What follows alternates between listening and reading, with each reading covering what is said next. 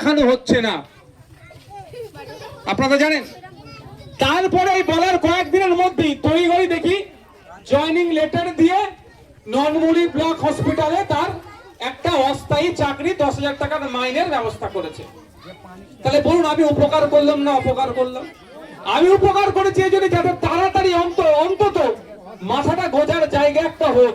রাজ্জাকের পরিবার, তার একটা ছোট ছেলে আছে, একটি ছোট মেয়ে আছে, অন্তত কিছুটা হলো যাতে এই ছেলে মেয়েগুলোর পড়াশোনা করার টাকাটা অন্তত কোন জায়গা থেকে আসে, যাতে দ্রুততার সাথে তার নিয়োগটা দিয়ে দেয়, তার জন্য আমি চিৎকার করেছিলাম।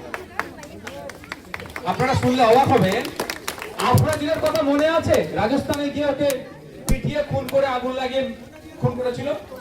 তার পরিবারকেও সরকারি চাকরি দিয়েছে, 6,000 টাকা মাইনে। সরকারি চাকরি 6,000 টাকার মাইনে। তো আমি এটা নজর রেখেছি। তো আমি এই জায়গা থেকে ভাঙড় থেকে দাঁড়িয়ে বলছি, চালতাবাড়ি অঞ্চল থেকে দাঁড়িয়ে বলছি, রাজ্জাকের পরিবারকে 10,000 টাকার মাইনে নয়, পার্মানেন্ট চাকরি দিতে হবে। এই দাবিটা আমি বিধায়ক হিসাবে ভাঙড় থেকে তুলছি। রাজনৈতিক মতপার্থক্য ছিল, থাকতেই পারে। ভারতবর্ষের বিউটি এটাই, যেখানে বিভিন্ন মতাদর্শের মানুষ আছে, বিভিন্ন জাতের, বিভিন্ন ধর্মের, বিভিন্ন বর্ণের যেমন আছে।